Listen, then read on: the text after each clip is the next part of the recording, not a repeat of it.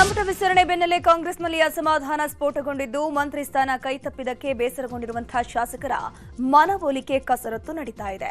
ಇದರ ಮಧ್ಯೆ ಇದೀಗ ನೂತನ ಸಚಿವರ ಖ್ಯಾತೆ ಶುರುವಾಗಿದೆ.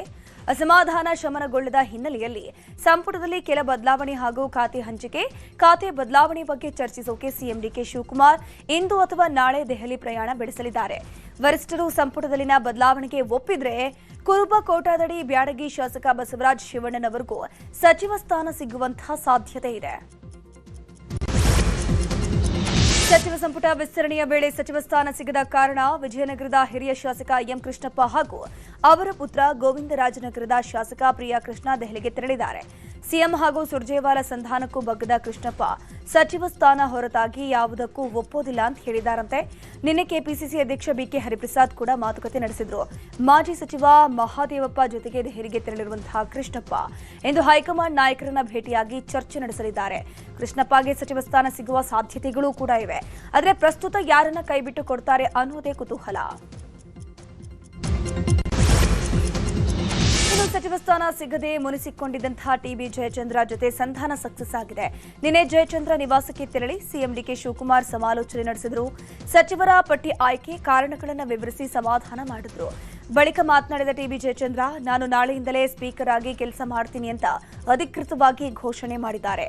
ಈ ಸಂಧಾನದ ವೇಳೆ ನೂತನ ಸಚಿವ ಬಾಲಕೃಷ್ಣ ಮತ್ತು ಶಾಸಕ ಡಾಕ್ಟರ್ ರಂಗನಾಥ್ ಸೇರಿದಂತೆ ಪ್ರಮುಖ ನಾಯಕರು ಕೂಡ ಹಾಜರಿದ್ದರು. All problems are solved. ನಾಳೆಯಿಂದಲೇ ನಾನು ಆಫೀಸ್ಗೆ ಹೋಗಿ ಕೆಲಸ ಶುರು ಮಾಡ್ತೀನಿ. ಏನಿಲ್ಲ, ನಾಳೆ ಇಟ್ಸ್ ಎ ಕಾನ್ಸ್ಟಿಟ್ಯೂಷನಲ್ ಆಬ್ಲಿಗೇಷನ್. ಸಂವಿಧಾನವಾಗಿರ್ತಕ್ಕಂಥ ಜವಾಬ್ದಾರಿಯನ್ನು ನಿರ್ವಹಿಸಲೇಬೇಕು. ಅದು ಮಾಡದಲ್ಲೇ ಇದ್ದರೆ ನನ್ನನ್ನು ಹೇಳಿ ಅಂತಾರೆ. ಕ್ಷೇತ್ರದ ಜನರ ಒತ್ತಡದ ಹಿನ್ನೆಲೆಯಲ್ಲಿ ಕೆಲವನ್ನ ತೀರ್ಮಾನ ತಗೋಬೇಕಾಗಿರ್ಬೋದು. ತೀರ್ಮಾನ ತಗೊಂಡಿಲ್ಲ, ನನ್ನ ಅಭಿಪ್ರಾಯವನ್ನು ಹೇಳಿದ್ದೆ. ಈಗ ಅದೆಲ್ಲದೂ ಕೂಡ ಕ್ಲಾರಿಫೈ ಆಗಿದೆ. All problems.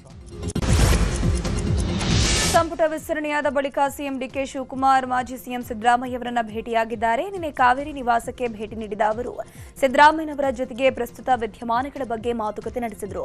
ಖಾತೆ ಹಂಚಿಕೆ ಹಾಗೂ ಅಸಮಾಧಾನಿತರ ಕುರಿತು ಚರ್ಚೆ ನಡೆಸಲಾಗಿದೆ. ಇನ್ನು ಖಾಲಿ ಉಳಿದಿರುವಂತಹ ಸಚಿವ ಸ್ಥಾನ ಭರ್ತಿ ಬಗ್ಗೆಯೂ ಮಾತುಕತೆ ನಡೆಸಿದ್ದಾರೆ ಎನ್ನಲಾಗ್ತಾ ಇದೆ. ಬಹು ನಿರೀಕ್ಷಿತ ರಾಜ್ಯ ಸಚಿವ ಸಂಪುಟ ವಿಸ್ತರಣೆಯಾಗಿದೆ. ಸಂಪುಟ ವಿಸ್ತರಣೆ ಬಳಿಕ ಮೊದಲ ಸಚಿವ ಸಂಪುಟ ಸಭೆ ಫಿಕ್ಸ್ ಆಗಿದೆ. ಬುಧವಾರ ಮಧ್ಯಾಹ್ನ 12 ಗಂಟೆಗೆ ಮೀಟಿಂಗ್ ನಡೆಯಲಿದೆ. ಅಧಿವೇಶನಕ್ಕೆ ಸಿದ್ಧತೆ ಸೇರಿ ಕೆಲ ಆಡಳಿತಾತ್ಮಕ ವಿಷಯಗಳ ಬಗ್ಗೆ ಚರ್ಚೆ ನಡೆಸಲಾಗುತ್ತೆ. ಆಗಸ್ಟ್ 13ರಿಂದ ವಿಧಾನಮಂಡಲ ಅಧಿವೇಶನ ಪ್ರಾರಂಭವಾಗಲಿದೆ. ಸಿಎಂ ಡಿಕೆ ಶಿವಕುಮಾರ್ ಅಧ್ಯಕ್ಷತೆಯಲ್ಲಿ ಸಭೆ ನಡೆಯಲಿದೆ. ಸಭಾಪತಿ ಸ್ಥಾನಕ್ಕೆ ಬಸವರಾಜ ಹೊರಟ್ಟಿ ರಾಜೀನಾಮೆಯನ್ನು ಕೊಟ್ಟಿದ್ದಾರೆ. ಸಿಎಂ ಭೇಟಿ ಮಾಡಿ ಬಸವರಾಜ ಹೊರಟ್ಟಿ ರಾಜೀನಾಮೆ ಬಗ್ಗೆ ಸುದೀರ್ಘ ಚರ್ಚೆ ನಡೆಸಿದ್ರು. ರಾಜೀನಾಮೆ ಬಳಿಕ ಬೇಸರದಿಂದ ಮಾತನಾಡಿದ್ದಾರೆ ಹೊರಟ್ಟಿ. ನಾನು 14ರಂದು ರಾಜೀನಾಮೆ ಕೊಡಬೇಕು ಅಂತ ಅಂದ್ಕೊಂಡಿದ್ದೆ, ಆದರೆ ಸಿಎಂ ತಕ್ಷಣವೇ ರಾಜೀನಾಮೆ ಕೊಡಿ ಅಂತ ಹೇಳಿದ್ರು. ರಾಜಕಾರಣದಲ್ಲಿ ಈ ರೀತಿ ನಡೀತಾ ಇರುತ್ತವೆ ಅಂತ ಬೇಸರವನ್ನು ವ್ಯಕ್ತಪಡಿಸಿದ್ದಾರೆ. ಕೊಡಂದ್ರು ಮತ್ತೆ ನಾ 14 ಕೊಡ್ತಂತ ಅನೌನ್ಸ್ ಮಾಡಿದ್ದೆ. ಮತ್ತು ಸದನದಲ್ಲಿ ನಾನು ಹೇಳಬೇಕು, ಆದರೂ ಅವ್ರು ಕೊಡಂದರು. ಮತ್ತು ಎಲ್ಲರೂ ಕೂತ್ಕೊಂಡಿದ್ರು, ಕೊಟ್ಟು ರಾಜೀನಾಮೆ. ಮುಖ್ಯಮಂತ್ರಿಗಳು ಕೂತ್ಕೊಂಡು ಹೇಳಿದಾಗ ನೀವೇನು ಅಂತೀರ? ಅದಕ್ಕೆ ಒತ್ತಡ ಅಂತೀರೋ ಮತ್ತೇಂತೀರ? ಇಲ್ಲೇ ಗಾಂಧಿ ಭವನ ರಸ್ತೆಯಲ್ಲಿರುವಂತಹ ನಿರ್ಗಮಿತ ಸಭಾಪತಿ ಬಸವರಾಜ ಹೊರಟ್ಟಿ ಮನೆಗೆ ನಿನ್ನೆ ಬಿಜೆಪಿ ನಾಯಕರ ನಿಯೋಗ ಭೇಟಿ ಕೊಟ್ಟಿದೆ. ಹೊರಟ್ಟಿಗೆ ಬಿಜೆಪಿ ನಾಯಕರು ಸಾಂತ್ವನ ಹೇಳಿದ್ರು. ಇದೇ ವೇಳೆ ಬಿಜೆಪಿ ನಾಯಕರೊಂದಿಗೆ ರಾಜೀನಾಮೆ ಪ್ರಸಂಗದ ಬಗ್ಗೆ ಹೊರಟ್ಟಿ ವಿವರಿಸಿದ್ರು. ವಿಪಕ್ಷ ನಾಯಕ ಆರ್ ಅಶೋಕ್, ಬಿಜೆಪಿ ರಾಜ್ಯಾಧ್ಯಕ್ಷ ಬಿವೈ ವಿಜಯೇಂದ್ರ ಸೇರಿ ಹಲವು ಗಣ್ಯರು ಭಾಗಿಯಾಗಿದ್ರು. ಈ ವೇಳೆ ಸರ್ಕಾರದ ವಿರುದ್ಧ ವಿಪಕ್ಷ ನಾಯಕ ಆರ್ ಅಶೋಕ್ ವಾಗ್ದಾಳಿ ಕೂಡ ನಡೆಸಿದ್ದಾರೆ. ಮುಂಗಾರು ಅಧಿವೇಶನಕ್ಕೆ ಪ್ರತಿಪಕ್ಷಗಳು ಸಿದ್ಧತೆಯನ್ನು ಮಾಡಿಕೊಂಡಿದೆ. ನಿನ್ನೆ ಪ್ರತಿಪಕ್ಷ ನಾಯಕ ಆರ್ ಅಶೋಕ್ ನೇತೃತ್ವದಲ್ಲಿ ಅಧಿವೇಶನ ಪೂರ್ವಭಾವಿ ಸಭೆ ನಡೆಯಿತು. ಬಿಜೆಪಿಯ ರಾಜ್ಯಾಧ್ಯಕ್ಷ ಬಿವೈ ವಿಜಯೇಂದ್ರ, ಮೇಲ್ಮನೆ ವಿಪಕ್ಷ ನಾಯಕ ಛಲವಾದಿ ನಾರಾಯಣಸ್ವಾಮಿ ಸೇರಿದಂತೆ ಶಾಸಕರು, ಮಾಜಿ ಸಚಿವರು ಭಾಗಿಯಾಗಿದ್ದರು. ವಿಧಾನಸಭೆಯಲ್ಲಿ ಸರ್ಕಾರದ ವಿರುದ್ಧ ಅಸ್ತ್ರಗಳ ಬಗ್ಗೆ ಸಮಾಲೋಚನೆಯನ್ನು ನಡೆಸಲಾಯಿತು. ಸಭೆ ಬಳಿಕ ಮಾತನಾಡಿದ ವಿಪಕ್ಷ ನಾಯಕ ಆರ್ ಅಶೋಕ್, ಬರಗಾಲ ಇದ್ರೂ ಇವರ ದೆಹಲಿ ಯಾತ್ರೆ ಮಾತ್ರ ನಿಂತಿಲ್ಲ. ಅಧಿವೇಶನದಲ್ಲಿ ಗೂಂಡಾಗಿರಿ ಸರ್ಕಾರದ ಬಗ್ಗೆ ಹೋರಾಟ ಮಾಡೋಕೆ ನಾವು ತೀರ್ಮಾನಿಸಿದ್ದೀವಿ ಅಂತ ಹೇಳಿದ್ರು. ಬಿಡದಿ ಪಾದಯಾತ್ರೆ ಬಗ್ಗೆ ಇಂದು ಘೋಷಣೆ ಮಾಡ್ತೀವಿ ಅಂತ ಹೇಳಿದ್ದಾರೆ. ಬಿಡದಿ ಟೌನ್ಶಿಪ್ ಯೋಜನೆಯನ್ನು ವಿರೋಧಿಸಿ ಜೆಡಿಎಸ್ ವತಿಯಿಂದ ನಾಳೆ ಪಾದಯಾತ್ರೆ ಹಮ್ಮಿಕೊಳ್ಳಲಾಗಿದೆ. ಆಗಸ್ಟ್ 9, 10 ಮತ್ತು 11ರಂದು ಭೈರಮಂಗಲದಿಂದ ಬೆಂಗಳೂರಿನ ಫ್ರೀಡಂ ಪಾರ್ಕ್ವರೆಗೆ 38 ಕಿಲೋಮೀಟರ್ ಬೃಹತ್ ಪಾದಯಾತ್ರೆ ಹಮ್ಮಿಕೊಳ್ಳಲಾಗಿದೆ. ಜೆಡಿಎಸ್ ಯುವ ಘಟಕದ ರಾಜ್ಯಾಧ್ಯಕ್ಷ ನಿಖಿಲ್ ಕುಮಾರಸ್ವಾಮಿ ಈ ಬಗ್ಗೆ ಮಾಹಿತಿ ಕೊಟ್ಟಿದ್ದಾರೆ. ಈ ಕುರಿತು ವಿಡಿಯೋ ಮಾಡಿ ಸೋಷಿಯಲ್ ಮೀಡಿಯಾದಲ್ಲಿ ಪೋಸ್ಟ್ ಮಾಡಿರುವಂತಹ ಅವರು, ಭೈರಮಂಗಲದಿಂದ ಫ್ರೀಡಂ ಪಾರ್ಕ್ವರೆಗೆ ರೈತರ ಜೊತೆಗೆ ಪಾದಯಾತ್ರೆಯನ್ನು ಮಾಡುತ್ತೇವೆ.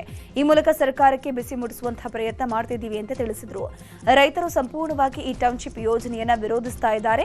ಆದರೆ ಈ ಸರ್ಕಾರಕ್ಕೆ ಕಣ್ಣು ಕಾಣ್ತಿಲ್ಲ, ಕಿವಿನೂ ಕೇಳ್ತಿಲ್ಲ. ರೈತರ ವಿರುದ್ಧ ಸರ್ಕಾರದ ನಡೆ ಇದೆ.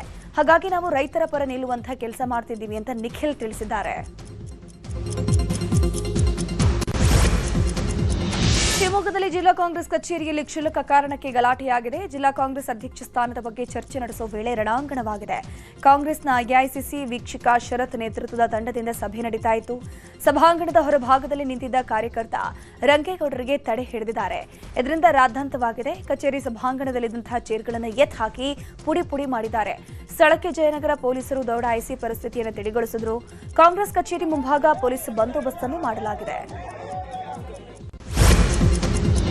ಸಿಂಧನೂರಿನ ಮಾಜಿ ಶಾಸಕ ವೆಂಕಟರಾವ್ರಿಗೆ ಏಕವಚನದಲ್ಲಿ ನಿಂದಿಸಿದ ಆರೋಪ ಹಿನ್ನೆಲೆ ಅವರ ಬೆಂಬಲಿಗರು ಸಚಿವ ಶಿವರಾಜ್ ತಂಗಡಿಯೊಂದಿಗೆ ವಾಗ್ವಾದ ನಡೆಸಿದ್ದಾರೆ. ಕಾರಟಗಿ ತಾಲೂಕಿನ ಮೈಲಾಪುರಕ್ಕೆ ತುಂಗಭದ್ರಾ ನಾಲೆ ವೀಕ್ಷಣೆಗೆ ಶಿವರಾಜ್ ತಂಗಡಿಗೆ ಆಗಮಿಸಿದರು. ಈ ವೇಳೆ ತಂಗಡಿಗೆ ಜೊತೆಗೆ ನಾಡಗೌಡರ ಬೆಂಬಲಿಗರು ವಾಗ್ವಾದ ನಡೆಸಿದ್ದಾರೆ. ಈ ವೇಳೆ ಹೈ ಡ್ರಾಮವೇ ನಡೆದು ಹೋಯಿತು. ಪೊಲೀಸರು ಪರಿಸ್ಥಿತಿಯನ್ನು ತಿಳಿಗೊಳಿಸಿದರು.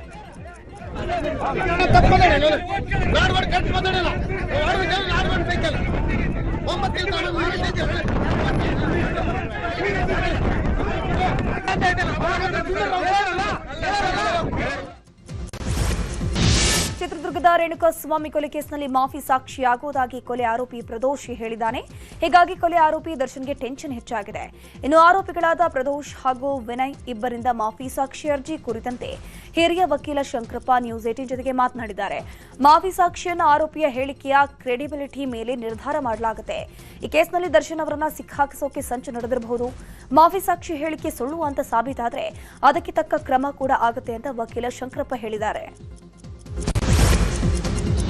ಹಾವೇರಿಯಲ್ಲಿ ಭೀಕರ ರಸ್ತೆ ಅಪಘಾತ ನಡೆದು ಹೋಗಿದೆ. ಮೋಟೆಬೆನ್ನೂರು ಬಳಿ ರಾಷ್ಟ್ರೀಯ ಹೆದ್ದಾರಿ 48ರಲ್ಲಿ ನೈಟ್ರೋಜನ್ ಗ್ಯಾಸ್ ತುಂಬಿದ್ದ ಬೃಹತ್ ಲಾರಿ ಹೆದ್ದಾರಿಯಲ್ಲಿ ಪಲ್ಟಿಯಾಗಿದೆ. ಲಾರಿ ಪಲ್ಟಿಯಾಗಿದ್ದರಿಂದ ಚಾಲಕನಿಗೆ ಗಂಭೀರ ಗಾಯಗಳಾಗಿದ್ದು ಆಸ್ಪತ್ರೆಗೆ ದಾಖಲಿಸಿ ಚಿಕಿತ್ಸೆಯನ್ನು ನೀಡಲಾಗ್ತಾ ಇದೆ. ನೈಟ್ರೋಜನ್ ಗ್ಯಾಸ್ ಖಾಲಿ ಇದ್ದ ಪರಿಣಾಮವಾಗಿ ಅನಾಹುತ ತಪ್ಪಿದೆ. ಕುಡಿದ ಅಮಲ್ನಲ್ಲಿ ಚಾಲಕ ಲಾರಿ ಚಲಾಯಿಸಿದ್ದ ಎಂಬ ಶಂಕೆ ವ್ಯಕ್ತವಾಗಿದೆ. ಸ್ಟಾರ್ ಹೋಟೆಲ್ಗಳ ಮೇಲೆ ಎಫ್ಎಸ್ಎಸ್ಎನಿಂದ ದಾಳಿ ಪ್ರಕರಣ ಸಂಬಂಧ ನಿನ್ನೆ ಬೆಂಗಳೂರಿನ 26 ಹೋಟೆಲ್ಗಳಲ್ಲಿ ಅಧಿಕಾರಿಗಳಿಂದ ಪರಿಶೀಲನೆ ನಡೆಸಲಾಯಿತು. ತಪಾಸಣೆಯ ವೇಳೆ ಚಹಾ ಪುಡಿ, ಕೋಳಿ ಮಾಂಸ, ಮಟನ್, ಮೀನು, ಅಡುಗೆ ಎಣ್ಣೆ, ಮೆಣಸಿನ ಪುಡಿ, ಅರಿಶಿನ ಪುಡಿ ಸೇರಿದಂತೆ ಒಟ್ಟು 35 ಆಹಾರ ಮಾದರಿಗಳ ಸಂಗ್ರಹಿಸಿ ಪ್ರಯೋಗಾಲಯಕ್ಕೆ ರವಾನಿಸಲಾಗಿದೆ. ಇನ್ನು ಬೆಂಗಳೂರಿನ ಲಲಿತ್ ಅಶೋಕ್ ಹೋಟೆಲ್ನಲ್ಲಿ 76 ಕೆಜಿ ಮಾಂಸ, 32 ಲೀಟರ್ ಅವಧಿ ಮೀರಿದ ಹಾಲನ್ನು ಅಧಿಕಾರಿಗಳು ಜಪ್ತಿ ಮಾಡಿದ್ದಾರೆ. ಚಾಂಗ್ರಿಲಾ ಹೋಟೆಲ್ನಲ್ಲಿ 15 ಕೆಜಿ ಮಾಂಸವನ್ನು ಜಪ್ತಿ ಮಾಡಲಾಗಿದೆ. ಫೋರ್ ಸೀಸನ್ಸ್, ವೈಟ್ ಫೀಲ್ಡ್ನ ತಾಜ್ ವಿವಾಂತ ಹೋಟೆಲ್, ಯಶವಂತಪುರದ ತಾಜ್ ಹೋಟೆಲ್ ಸೇರಿದಂತೆ ಹಲವೆಡೆ ಮೀನು, ಮಾಂಸವನ್ನು ಜಪ್ತಿ ಮಾಡಲಾಗಿದೆ. ರಾಜ್ಯದಲ್ಲಿ ಮುಂದಿನ 7 ದಿನಗಳ ಕಾಲ ಮಳೆಯ ಎಚ್ಚರಿಕೆಯನ್ನು ಹವಾಮಾನ ಇಲಾಖೆ ಕೊಟ್ಟಿದೆ. ಈಗಾಗಲೇ ಮಳೆ ಚುರುಕುಗೊಂಡಿರೋ ಕರಾವಳಿ ಭಾಗದಲ್ಲಿ ಇವತ್ತು ಕೂಡ ಮಳೆ ಅಬ್ಬರಿಸುವ ಸಾಧ್ಯತೆ ಇದೆ. ರಾಜ್ಯದಾದ್ಯಂತ ಇವತ್ತು 5 ಜಿಲ್ಲೆಗಳಾದ ಉತ್ತರ ಕನ್ನಡ, ಶಿವಮೊಗ್ಗ, ಚಿಕ್ಕಮಗಳೂರು, ಉಡುಪಿ, ದಕ್ಷಿಣ ಕನ್ನಡ ಜಿಲ್ಲೆಗೆ ಯೆಲ್ಲೋ ಅಲರ್ಟ್ ಅನ್ನು ನೀಡಲಾಗಿದೆ. ಬೆಂಗಳೂರಿನಲ್ಲಿ ಮೋಡ ಕವಿದ ವಾತಾವರಣ ಇದ್ದು ಸಂಜೆ ವೇಳೆ ಮಳೆ ಬರೋ ಸಾಧ್ಯತೆ ಇದೆ. ದಕ್ಷಿಣ ಕನ್ನಡ ಜಿಲ್ಲೆಯ ಗ್ರಾಮೀಣ ಭಾಗದಲ್ಲಿ ಮಳೆ ಹೆಚ್ಚಾದ ಹಿನ್ನೆಲೆ ಇಂದು ಬೆಳ್ತಂಗಡಿ, ಪುತ್ತೂರು, ಸುಳ್ಯ ಹಾಗೂ ಕಡಬ ತಾಲೂಕಿನ ಶಾಲಾ ಕಾಲೇಜುಗಳಿಗೆ ರಜೆ ಘೋಷಿಸಲಾಗಿದೆ. ಅಂಗನವಾಡಿಯಿಂದ ಪಿಯುಸಿವರೆಗೆ ರಜೆ ಅನ್ವಯ ಆಗಲಿದೆ. ದಕ್ಷಿಣ ಕನ್ನಡ ಜಿಲ್ಲೆಯ ಜಿಲ್ಲಾಧಿಕಾರಿ ದರ್ಶನ್ ಕೆವಿ ಆದೇಶವನ್ನು ಹೊರಡಿಸಿದ್ದಾರೆ. ವಿವಿಧ ಬೇಡಿಕೆಗೆ ಆಗ್ರಹಿಸಿ ಇಂದು ಮೈಸೂರಿನಲ್ಲಿ ಕನ್ನಡ ಪರ ಹೋರಾಟಗಾರ ವಾಟಾಳ್ ನಾಗರಾಜ್ ಪ್ರತಿಭಟನೆ ಹಮ್ಮಿಕೊಂಡಿದ್ದಾರೆ. ಮಹದಾಯಿ, ಕಳಸಾ ಬಂಡೂರಿ, ಮೇಕೆದಾಟು ಯೋಜನೆಗಳು ಆಗಲೇಬೇಕು, ಬಿಡದಿ ಟೌನ್ಶಿಪ್ ಬೇಡವೇ ಬೇಡ ಅಂತ ಆಗ್ರಹಿಸಿ ವಾಟಾಳ್ ನಾಗರಾಜ್ ಪ್ರತಿಭಟನೆ ನಡೆಸಲಿದ್ದಾರೆ. ನಗರದ ಆರ್ ಗೇಟ್ ಬಳಿ ಮಧ್ಯಾಹ್ನ 2 ಗಂಟೆಗೆ ಕುಂಬಳಕಾಯಿ ಚಳುವಳಿ ನಡೆಸುವ ಮೂಲಕ ಕನ್ನಡಿಗರ ಬೇಡಿಕೆ ಈಡೇರಿಸುವಂತೆ ಪ್ರತಿಭಟನೆ ನಡೆಸಲಿದ್ದಾರೆ.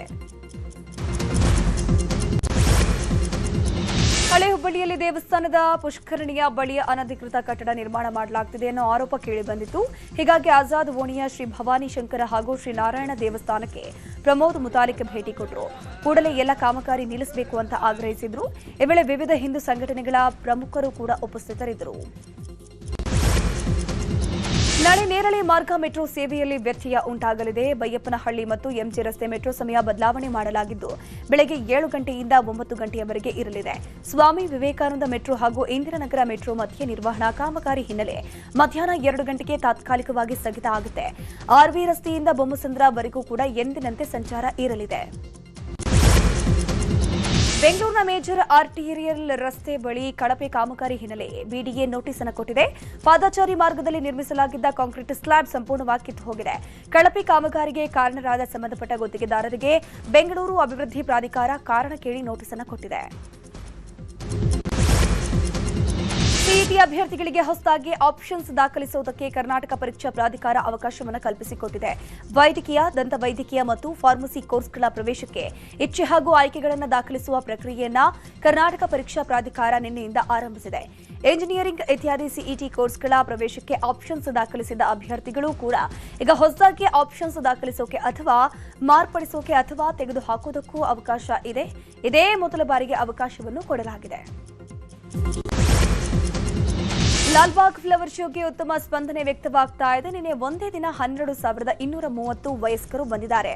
1,656 ಮಕ್ಕಳು ಫಲಪುಷ್ಪ ಪ್ರದರ್ಶನ ಕಂಡು ಖುಷಿ ಪಟ್ಟಿದ್ದಾರೆ. ಉಳಿದಂತೆ 17,869 ವಿದ್ಯಾರ್ಥಿಗಳು ಫ್ಲವರ್ ಶೋಗೆ ಬಂದಿದ್ರು.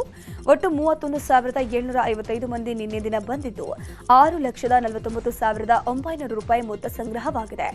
ಗಂಗಾ ಸಾಮ್ರಾಜ್ಯ ವೈಭವ ವಿಷಯಾಧಾರಿತ ಫಲಪುಷ್ಪ ಪ್ರದರ್ಶನ ಜನರ ಮನಸ್ಸನ್ನು ಸೆಳೀತಾ ಇದೆ. ದಾವಣಗೆರೆಯಲ್ಲಿ ಕುರಿಗಾಹಿ ಮಹಿಳೆಯರ ಜೊತೆಗೆ ರಾಜ್ಯ ಮಹಿಳಾ ಆಯೋಗದ ಅಧ್ಯಕ್ಷೆ ಡಾಕ್ಟರ್ ನಾಗಲಕ್ಷ್ಮಿ ಚೌಧರಿ ಸಂವಾದ ನಡೆಸಿದ್ದಾರೆ. ಡಾಲರ್ಸ್ ಕಾಲೋನಿಗೆ ಭೇಟಿ ನೀಡಿದ ನಾಗಲಕ್ಷ್ಮಿ ಅವರನ್ನ ಆರತಿ ಬೆಳಗಿ ಪುಷ್ಪವೃಷ್ಟಿ ಮೂಲಕ ಸ್ವಾಗತಿಸಿದ್ದು. ಕುರಿಗಾಹಿ ಮಹಿಳೆಯ ಜೊತೆಗೆ ಸಂವಾದ ನಡೆಸಿದ ಅವರು ವಲಸೆ ಕುರಿಗಾಹಿಗಳ ಮೇಲಿನ ದೌರ್ಜನ್ಯ ತಡೆ ಕಾಯ್ದೆಯಡಿ ಕಠಿಣ ಕ್ರಮದ ಭರವಸೆಯನ್ನು ಕೊಟ್ಟಿದ್ದಾರೆ. ಅಯೋಧ್ಯೆ ರಾಮ ಮಂದಿರ ದೇಣಿಗೆ ಹಗರಣಕ್ಕೆ ಕ್ಲೀನ್ ಚಿಟ್ ಸಿಕ್ಕಿದೆ. ಭಕ್ತರು ನೀಡಿದ 3,300 ಕೋಟಿ ರೂಪಾಯಿ ದೇಣಿಗೆಗೆ ಆ ಹಣದ ಪ್ರತಿಯೊಂದು ಪೈಸೆಯೂ ಕೂಡ ಸುರಕ್ಷಿತವಾಗಿದೆ. 1,800 ಕೋಟಿ ರೂಪಾಯಿ ದೇವಸ್ಥಾನ ನಿರ್ಮಾಣಕ್ಕೆ ಖರ್ಚಾಗಿ ಹೋಗಿದೆ. ಟ್ರಸ್ಟ್ನ ಆಡಳಿತ ವ್ಯವಸ್ಥೆಯಲ್ಲಿ ಯಾವುದೇ ಅಕ್ರಮ ನಡೆದಿಲ್ಲ. ಬದಲಿಗೆ ಹುಂಡಿಯಲ್ಲಿನ ನಗದು ಎಣಿಕೆ ಮಾಡುವಾಗ ಕಳ್ಳತನ ನಡೆದಿರಬಹುದು ಅಂತ ಅಧಿಕಾರಿಗಳು ಸ್ಪಷ್ಟಪಡಿಸಿದ್ದಾರೆ. ತಮಿಳುನಾಡು ಸಿಎಂ ವಿಜಯ್ ಹಾಗೂ ಪತ್ನಿ ಸಂಗೀತ ಮತ್ತೆ ಒಂದಾಗ್ತಾ ಇದ್ದಾರೆ. ವಿಜಯ್ ಪತ್ನಿ ಸಂಗೀತ ಡಿವೋರ್ಸ್ ಕೇಸ್ನ ಅರ್ಜಿಯನ್ನು ವಾಪಸ್ ಪಡ್ಕೊಂಡಿದ್ದಾರೆ. 1999 ಆಗಸ್ಟ್ನಲ್ಲಿ ವಿವಾಹವಾಗಿದ್ದ ದಂಪತಿಗೆ ಮಗ ಜೇಸನ್ ಸಂಜಯ್ ಹಾಗೂ ಮಗಳು ದಿವ್ಯಾ ಶೇಷ ಮಕ್ಕಳಿದ್ದಾರೆ. ಕೆಲ ದಿನಗಳ ಹಿಂದೆ ಸಂಗೀತ ಅವರು ವಿಚ್ಛೇದನ ಕೋರಿ ಚೆಂಗಲ್ಪಟ್ಟು ಕೌಟುಂಬಿಕ ನ್ಯಾಯಾಲಯದಲ್ಲಿ ಅರ್ಜಿಯನ್ನು ಸಲ್ಲಿಕೆ ಮಾಡಿದರು. ಕೆಲ ತಿಂಗಳ ಹಿಂದೆ ನಟಿ ತ್ರಿಷಾ ಜೊತೆ ವಿಜಯ್ ಅಫೇರ್ ಇಟ್ಕೊಂಡಿದ್ದಾರೆ ಎಂಬ ವಿಷಯ ಕೂಡ ಚರ್ಚೆಯಾಗಿತ್ತು. ವಿವಾದವೂ ಕೂಡ ಆಗಿತ್ತು. ಈಗ ವಿಚ್ಛೇದನ ಅರ್ಜಿಯನ್ನು ಸಂಗೀತ ವಾಪಸ್ ಪಡ್ಕೊಂಡಿದ್ದಾರೆ. ಆಗಸ್ಟ್ 28ರಿಂದ ಮಹಿಳಾ Asia cup T20 cricket tourney ಪ್ರಾರಂಭವಾಗಲಿದೆ. ಬದ್ಧ ವೈರಿಗಳಾದ ಭಾರತ ಹಾಗೂ ಪಾಕಿಸ್ತಾನ ಸೆಪ್ಟೆಂಬರ್ 5ರಂದು ಕಾದಾಡಲಿವೆ.